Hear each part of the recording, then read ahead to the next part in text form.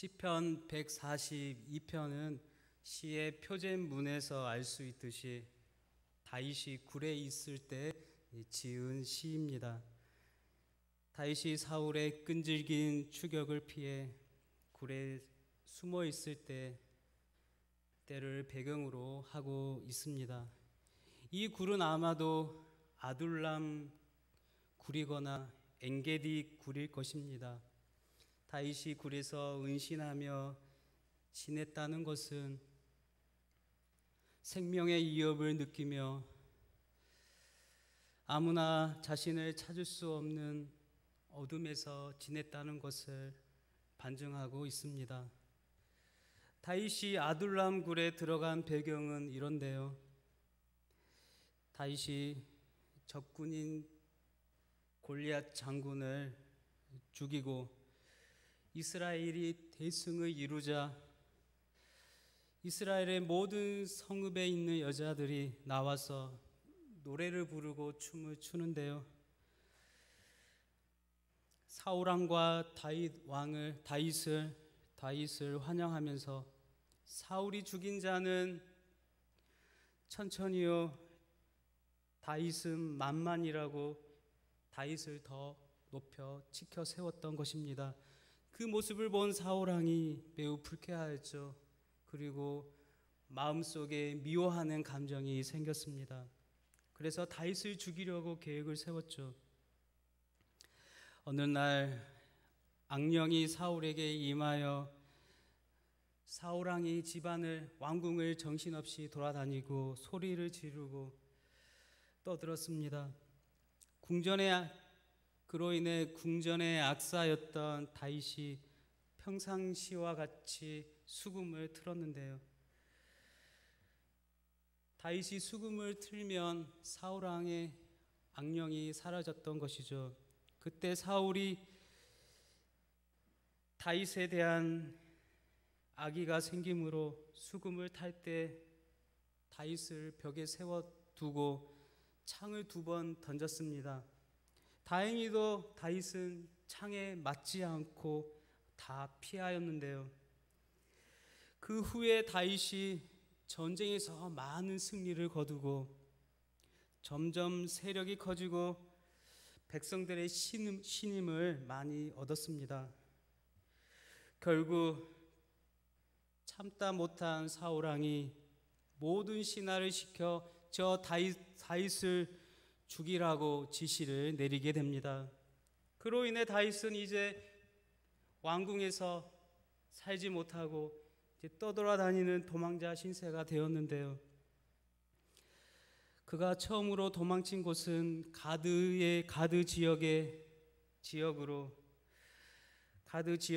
지역에는 아기스 왕이 그 지역을 다스리고 있었습니다.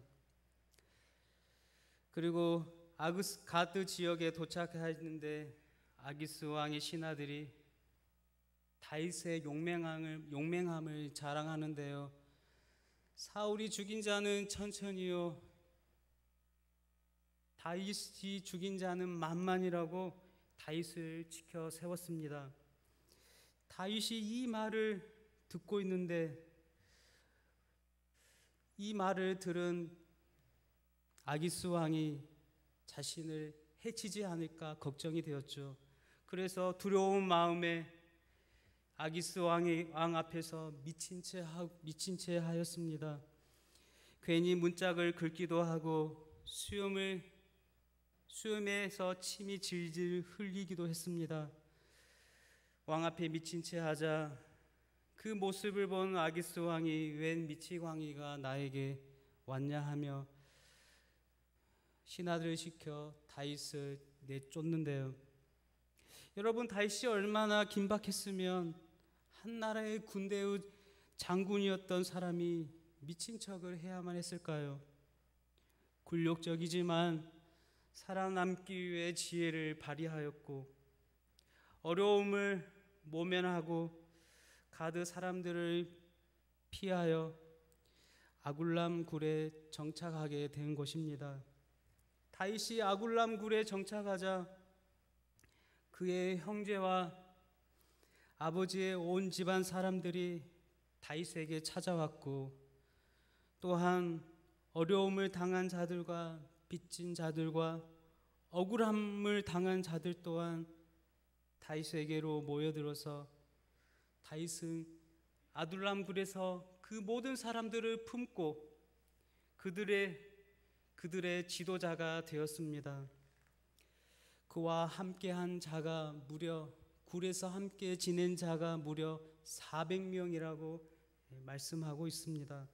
사랑하는 성도 여러분, 다윗이 이스라엘 백성들을 위하여 피터지게 싸웠지만 사울 왕의 시기와 질투로 인해, 미움으로 인해 도망을 쳐야 했고, 다시 살기 위해 미친 척을 해야 했으며, 그리고 어둠의 동굴 속에 숨어 생활해야만 했습니다.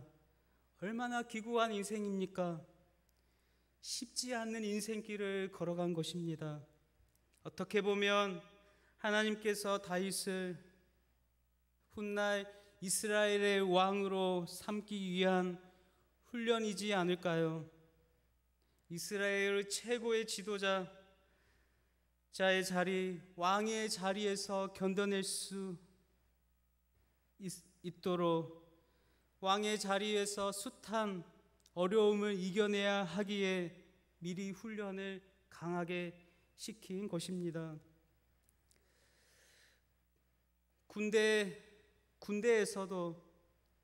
군대에서 전투를 나가기 전에 미리 기초 훈련을 많이 시키잖아요.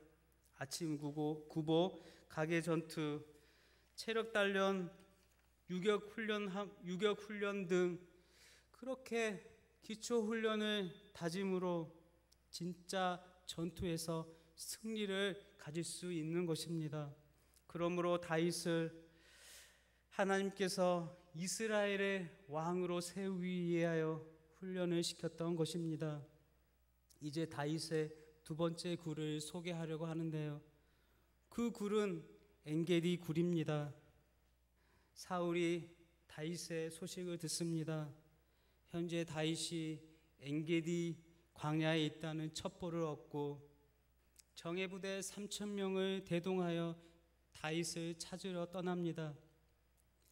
다윗 또한 사울이 이곳으로 온다는 소식을 접하였고 엔게디 광야에 있는 굴에 들어가 꽁꽁 숨었는데요. 먼 길을 달려온 사울이 용변이 급했습니다. 그래서 엔게디 굴에 들어가 용변을 보게 되는데요. 다행인지 몰라도 다윗이 그 굴에 있다는 사실을 눈치를 채지 못하였습니다. 그러나 다윗은 사울이 그 굴에 들어온 것을 알게 되었죠. 앞이 보이지 않는 굴 속에서 많은 날들을 살았기에 어둠에 적응하였던 다윗이 이제 사울이 용변을 보는 그 순간에 사울 가까이 다가가 그의 겉옷을 가만히 베었습니다. 사실 자신을 죽이려고 온 사울을 죽일 수 있었지만 다윗은 사울에 대하여 알고 있었습니다. 이스라엘의 왕이 되기 위해서는 하나님의 기름을 받아야 하기 때문에 기름 부음을 받은 자가 이스라엘의 왕이 되었기에 하나의 여호와의 기름을 부음 받은 사울 왕을 죽일 수가 없었던 것이죠. 그래서 사울은 사울 왕을 해치지 않고 그로 인해 사울은 다윗에게 해를 당하지 않고 유유히 엔게디 굴에서 빠져나갈 수 있었습니다. 성도 여러분, 다윗이 머물렀던 아둘람 굴과 엔게디 굴에 대하여 살펴보았는데요. 어둠이 짙게 깔려있는 동굴의 시간은 암흑의 시간이요 고통의 시간이요 힘든 시간입니다. 그로 인해 낙심하며 패배의식으로 살아갈 수밖에 없는 시간을 그 속에서 살아가야 합니다. 그런데 다윗은 달랐습니다. 하나님의 사람, 하나님의 마음에 합당한 사람 다윗은 달랐죠. 그 어둠 속에서도 이 어둠을 걷어낼 대상을 다윗은 알았던 것입니다. 자신이 의지하고 믿을 수 있는 대상을 다윗은 알았던 것이죠. 그로 인해 이 어둠에서 굴에서 자신이 의지해야 할 대상인 여호와를 향하여 소리질러 부르짖는 것입니다. 자신의 원통함을 하나님께 토로하고 있습니다. 자신의 문제를 하나님께 내어드리고 있는 것이죠. 왜냐하면 이 문제를, 내 안에 있는 문제를 해결하실 분이 바로 하나님밖에 없다는 것을 믿음의 사람 다윗은 알고 있었습니다. 지금 현재의 다윗의 상황은 어떠한 상태입니까? 오늘 말씀 3절에 보시면 내 영이 내 속에서 상할 때에도 주께서 내 길을 아셨나이다. 내가 가는 길에서 그들이 나를 잡으려고 올무를 숨겼나이다. 다윗은 매우 상한 상태에 있습니다. 매우 상한 마음을 가지고 있습니다. 2절에서도 내가 내 원통함을 그의 앞에 토로하며 내 우환을 그의 앞에 진술하는도다. 그는 속이 상하고 마음이 아픈 상태이죠. 우환이 있는 상태입니다. 그의 영혼은 무기력한 상태입니다. 생명의 기운이 다 말라버린 상태인 것이죠. 그런데 놀라운 것은 이 기진맥진한 상태, 모든 기운이 다 말라버린 그 상태에서도 다윗에게는 믿음이 있었다는 것입니다. 그래서 3절에 이렇게 고백하는 것이죠. 내 영이 내 속에서 상할 때에도 주께서 내 길을 아셨나이다. 자신의 모든 힘이 다 소진될지라도 주께서 나를 다 아신다는 믿음은 변함이 없다는 것입니다. 잠언 16장 9절에 사람이 마음으로 그 길을 계획할지라도 그 걸음을 인도하시는 분은 여호와 하나님이시라고 말씀하시는 것입니다. 한 치 앞도 내다볼 수 없는 어둠의 동굴에 있을지라도 하나님을 신뢰하는 것이죠. 이것이 믿음이죠. 하나님을 신뢰하는 것이 믿음인 것입니다. 그렇습니다. 우리들이 겪고 있는 상황을 하나님께 고백하며 부르짖고 자신의 모든 아픔들을 토로하는 시간은 기도자의 시간이죠. 그러나 그 기도자의 시간이 지나고 믿음으로 고백하는 시간이 오면 그 시간에는 주께서 내 길을 아십니다. 주는 나의 피난처이십니다. 나를 돌보시는 주시며 주는 나의 기업이며 나의 소망입니다라며 나를 돌보시는 자이십니다 라고 고백할 때 그 시간은 이제 하나님의 시간이 되는 것입니다.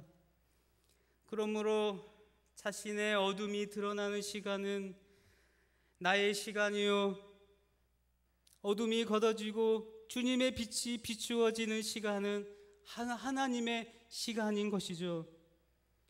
사랑하는 성도 여러분, 하나님의 시간이 되면 어떻게 될까요?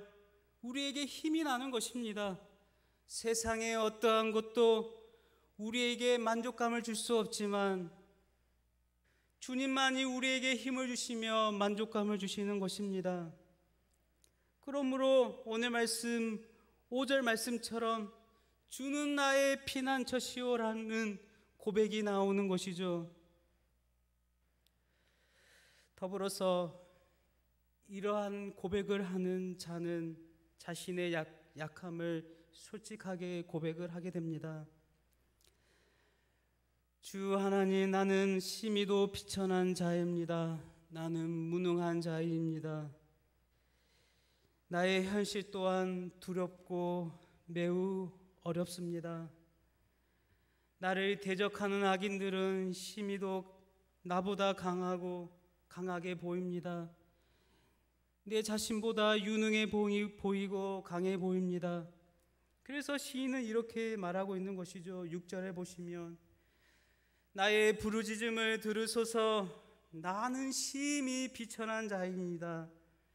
나를 핍박하는 자들에게서 나를 건지소서. 그들은 나보다 강하니이다 라는 고백이 나오는 것입니다. 하나님의 시간에 있는 성도들은 악인들이 자신보다 강하다는 것을 알고 있습니다.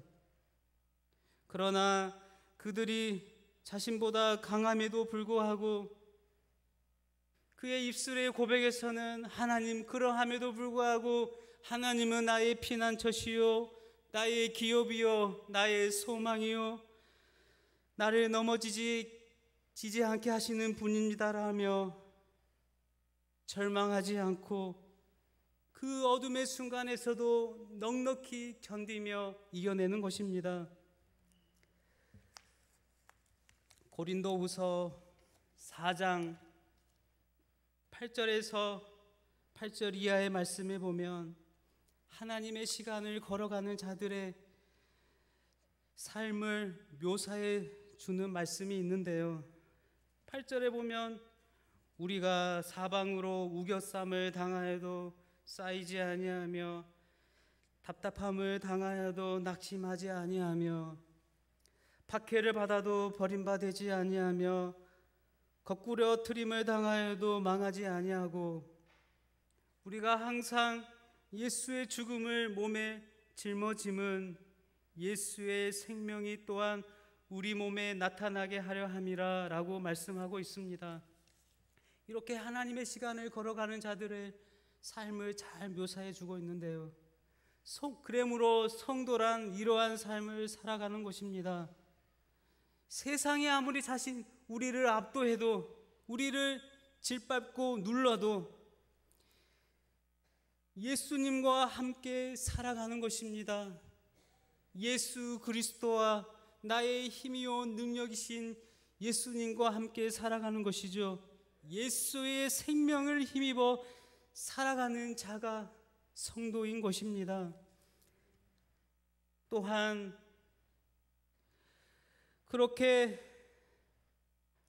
예수의 생명을 힘입어 살아가는 자들은 하나님께서 세워주신 교회를 사랑합니다. 오늘 말씀 7절에 보시면 주께서 나에게 갚아주시리니 의인들이 나를 두루리이다. 하나님께 기도하는 성도는 하나님의 시간이 되고 의인들의 모임인 교회를 사랑하는 것입니다. 늘 교회를 생각합니다. 성도들을 생각하는 것이죠. 하나님을 사랑하는 영혼들을 생각할 때 마음 아파하는 것이죠. 하나님의 시간을 걸어가는 자들이 아닌 기도자의 시간을 걸어가는 자들의 마음을 위로하기를 원하는 것이죠. 그들을 섬기길 원하는 것입니다. 말씀을 맺겠습니다. 다윗이 굴에 있을 때 그는 힘들고 괴로운 시간이었지만 부르짖고 기도함으로 어둠에서 빛으로 하나님의 시간에 머무는 자가 되었습니다. 그러므로 여러 가지 고민으로 자신에게 찾아온 400명의 사람들에게 희망의 빛을 비춰주었고 자신을 공경에 빠뜨리고 힘들게 했던 괴롭혔던 사울 왕을 용서하는 기질을 발휘했던 것입니다. 그렇습니다. 혹여 어둠의 골짜기를 지나가시는 분들이 있습니까? 아니면 하나님의 시간 안에 머무는 분들이 있습니까?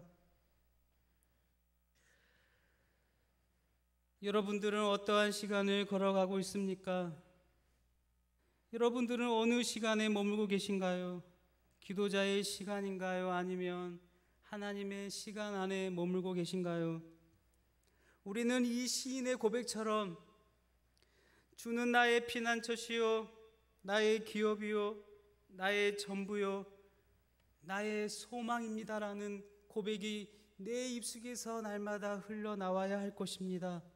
기도자의 시간에 있든 하나님의 시간 안에 있든 늘 우리의 입술의 고백은 하나님을 신뢰하는 고백이 날마다 흘러 넘쳐야 할 것입니다.